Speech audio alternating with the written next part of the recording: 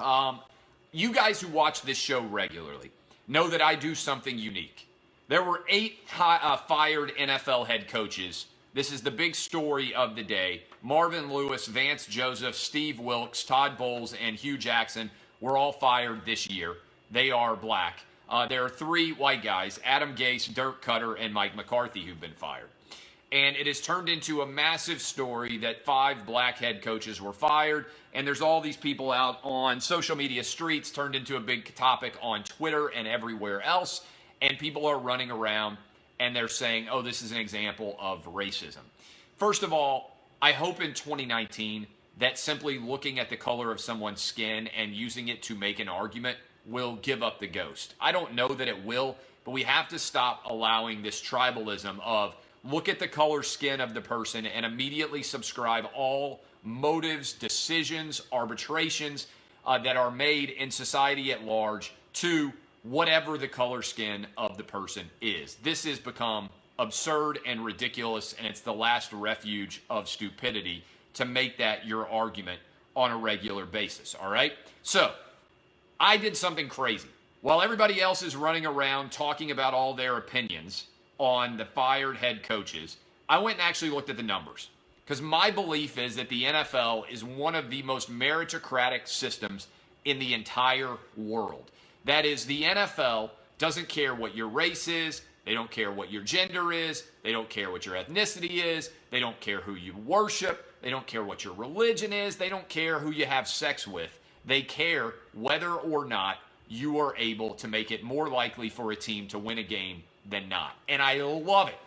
I love the brutal analysis of wins and losses that is everybody is put on a ledger, everybody is broken down. Do you make it more likely that somebody is going to be able to win a championship, to win games? And if the answer is yes, you are going to get employed. And if the answer is no, then you are going to get fired. And so I went and looked at all these numbers. First of all, Marvin Lewis should have been fired for years. Here is my thesis in general. Race has nothing to do with whether or not an NFL coach gets fired, and the numbers back me up here. Let me just give you the basic numbers here. White NFL head coaches who were fired this year, 56% winning percentage. That's Adam Gase, Dirk Koetter, Mike McCarthy. Adam Gase went 23-25. Dirk Koetter went 19-29. Mike McCarthy went 125, 77, and 56% winning percentage. All right? 5 different NFL franchises fired black guys. Marvin Lewis, 131 and 122. Vance Joseph, 11 and 21. Steve Wilks, 3 and 13. Todd Bowles, 24 and 40. Hue Jackson, 336 and 1. The winning percentage there, 43%. So the white guys who were fired on average won 56%. The black guys who were fired won on average 43%. If anything, looking at that data, you can argue that white coaches were held to a higher standard than black coaches. And if you think about the modern era that we live in right now, that actually makes some sense, right? Because I think NFL owners and NFL general managers and NFL franchises in general fear much more being called racist than they do firing a white guy. So I think you could make an argument that Todd Bowles got an extra year because he's black, and that Hue Jackson got an extra half of a year because he's black, and that Vance Joseph might well have gotten an extra year because he's black. And by the way, that Marvin Lewis might have gotten an extra 12 years because he is black. As a result, the standard that NFL team owners are holding white head coaches to is actually managing to pull down the expectation levels of black coaches and rise up the level of white coaches. What did I think George W. Bush call it? The soft bigotry of low expectations. Even if you pull out Hue Jackson and Mike McCarthy, the most successful white coach and the least successful black coach, the numbers are still almost identical, right? Even if you pull those guys out, fired white guys have a 44% winning percentage, fired black guys have a 47% winning percentage, and almost all of the fired black guy percentage comes from Marvin Lewis, who coached a ton of games, 250 NFL games. Guys, you aren't going to hear the numbers anywhere else, but if everybody wants to get woke and argue that racism is the underlying reason why 5 black coaches were fired today, the data simply doesn't support it. And I think people in the media like me have an obligation to look at the data before we render opinions and just sit around and call haphazardly everything racism. Now, there are a lot of people in the world of media today who make a living by simply branding everything racist. It's been an ESPN staple for a long time. Whatever happened, immediately say, oh, that's racism. That's why you get woke and go broke. But I just actually look at the data. And look, I mean, this is not crazy. It doesn't take that much time. It's not like I have a huge staff of people that are sitting around doing research for me. Here's what I did. I said, okay, there were 8 coaches fired today. 5 of them are black, 3 of them are white. I'm going to sit down and actually go break down everything from a perspective of wins and losses and see if there's any numbers that would support the fact that black coaches are being held to an unfair standard when they become head coaches in the NFL. You know what the data shows me? No. On the contrary, white head coaches are being held to a higher standard. And that probably means that NFL owners are not afraid to fire white head coaches who are mediocre because they know they're not going to get criticized and called racist when they do it. And so the result is actually that white head coaches are being held to a higher standard than black head coaches, as opposed to the argument, which I think you will hear on television all day today, which is that black head coaches are being held to a higher standard. Now, here's my other question. This is a big question. Why is diversity in and of itself the goal? There has not been a starting white cornerback in the NFL since Jason Sehorn. All of them are black. I write about this in my book. That doesn't mean to me that racism is the reason. It could just mean that black people are better at playing cornerback than white people. And that NFL teams, which are the ultimate meritocracies, go out and find the best possible corners, and they just haven't found any white guys. If your goal is to get the best coaches, then you shouldn't consider color at all in the hiring mechanism. You shouldn't even contemplate it in any way. You shouldn't even consider it. You should go out and try to hire the best possible coach. Now, there aren't that many good coaches. And if there is an argument that the reason why there aren't that many good coaches is because there isn't enough young coaches starting off in the coaching industry, then increase your outreach there. I think focusing on the end result, like the Rooney Rule, to me doesn't make any sense. Because if there aren't that many qualified head coaching candidates who are black, then requiring a black interview is absurd. You shouldn't end up in that situation to begin with. What you should do is have a wider entrance point for coaches, and then that is how you end up with a more diverse coaching pool. But personally, if I don't care what race the cornerbacks are, why should I care which race the coaches are? Cornerbacks make a lot more money in the NFL than coaches do. I don't care what race the quarterbacks are. I care whether or not the quarterback wins.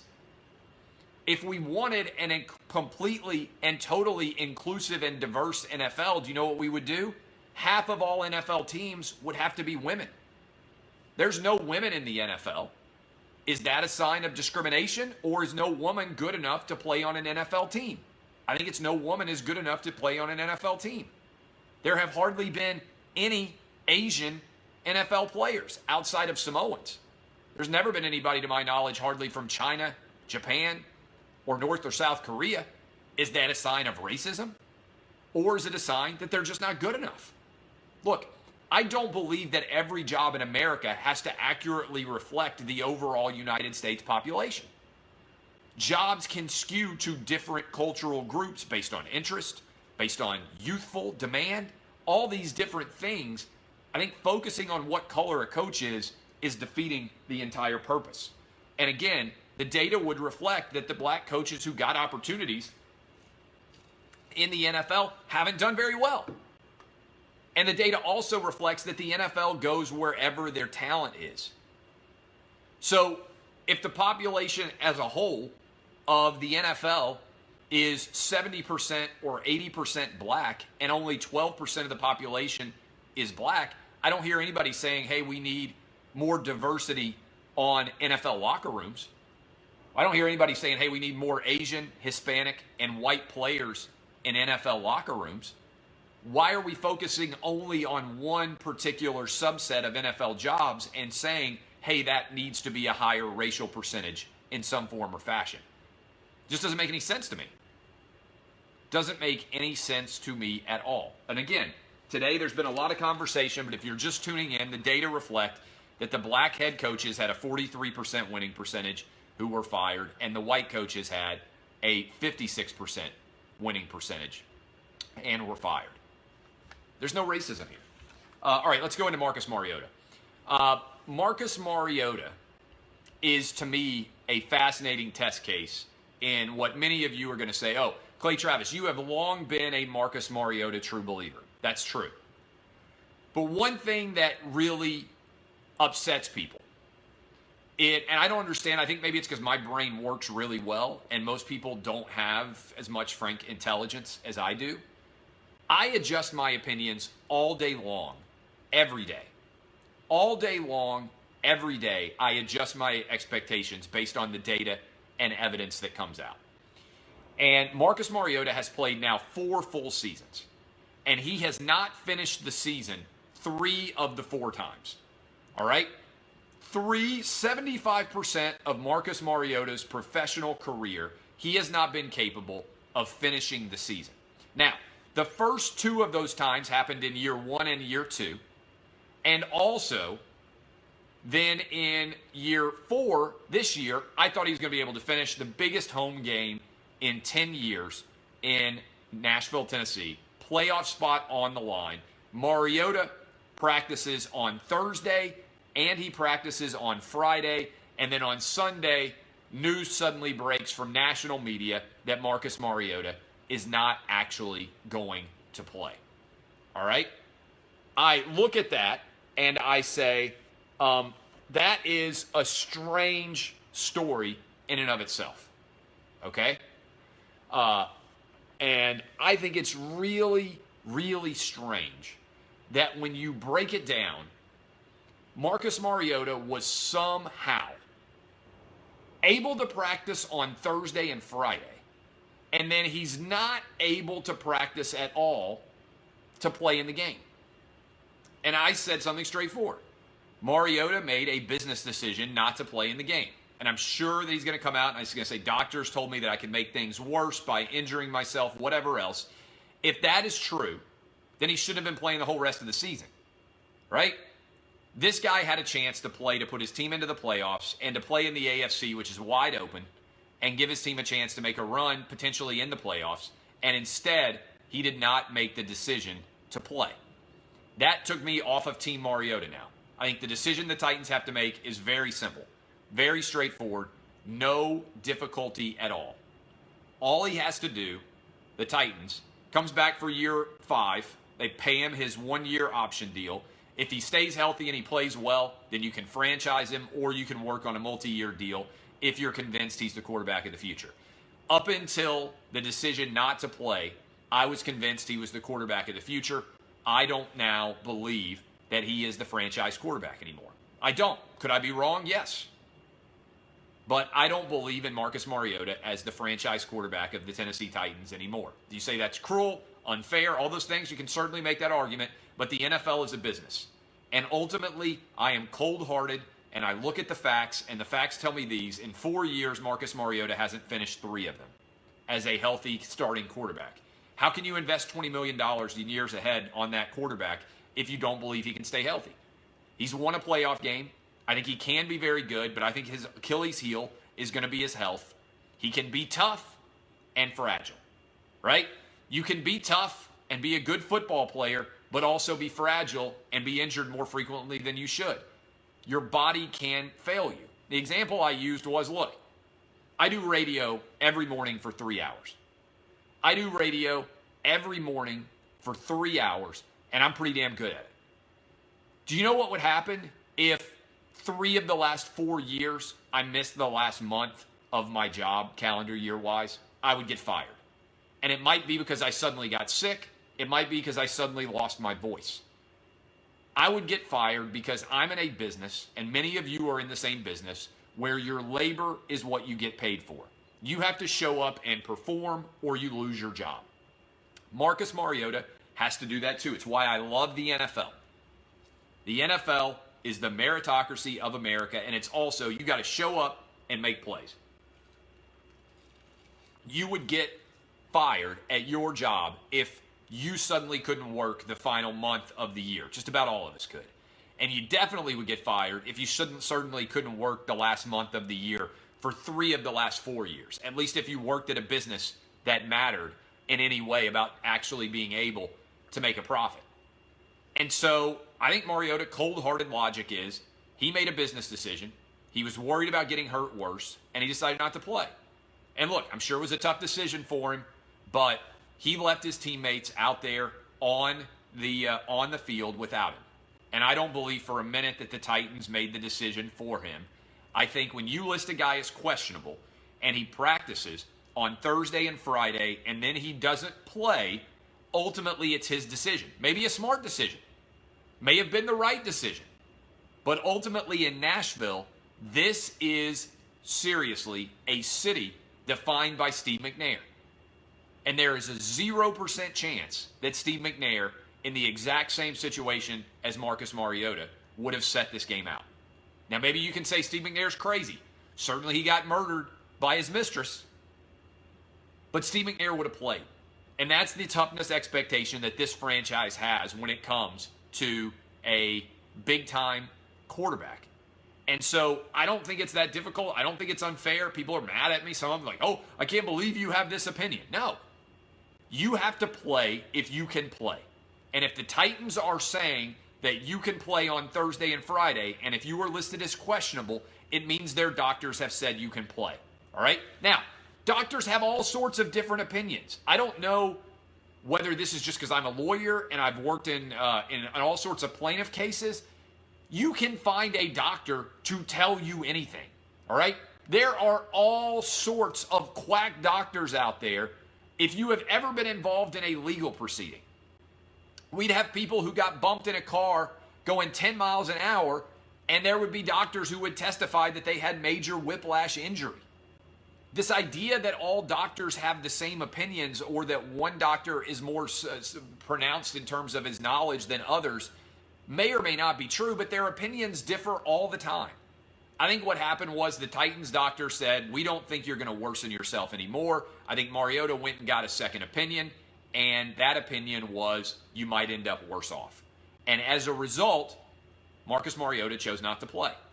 Maybe he listened to the right doctor. Maybe he didn't. But the Titans would not have had him out on the field if he was in danger of paralysis throwing footballs on Thursday and Friday, and they wouldn't have ever listed him as questionable if a doctor was saying, hey, you could be paralyzed with one hit. By the way, you can get paralyzed with one hit on any football play. That's how the game works. So, look, Marcus Mariota made a business decision. I criticized him for it. I've jumped off the Team Mariota bandwagon. Not even jumped off the bandwagon. I've been the leader for the last 4 years. He's going to have to prove to me that he's quality, worthy of being a franchise quarterback, and he's going to have to prove it by playing an entire year and being spectacular next year. That's the standard. And he's done for me right now. Right now, my belief is this guy's got 1 year left, and then he's going to be done. Okay. Going to block this guy. I see a criticism here. I don't do a show. Hold on.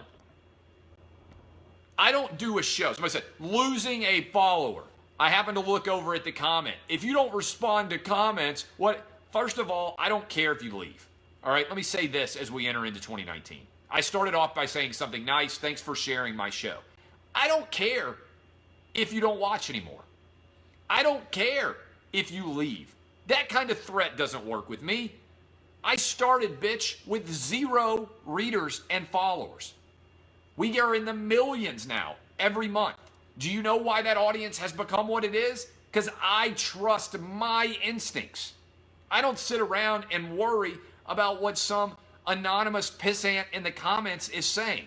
So if I happen to look over and I happen to see you behaving like a pussy would behave, I'm going to block you, and you don't get the right to watch my show anymore. I don't do this show to respond to comments. You can sit in and write anything over there until people get fired up and decide you should get blocked. If I did a show based on what a bunch of ignoramuses thought I should do a show on, do you know what I'd be doing? Still practicing law. Or worse, I'd be a mosquito dick like a lot of you losers making $45,000 a year and hoping to one day be able to afford a Toyota Corolla. All right? Greatness does not take its lead from stupidity or averageness. In life, choose to follow and set your own path or follow people who are better than you, not people who are dumber than you. All right? I don't let idiots drive me.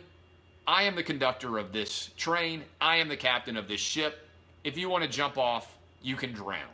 I don't care. That's your call. Happy 2019. College football playoff.